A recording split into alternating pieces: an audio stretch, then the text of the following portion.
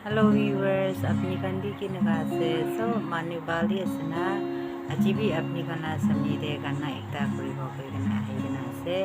video khushi pai she gole to like bi kuri tv subscribe bi kuri tv koi na apni kan ke request kuri ase kana ekta kuri ase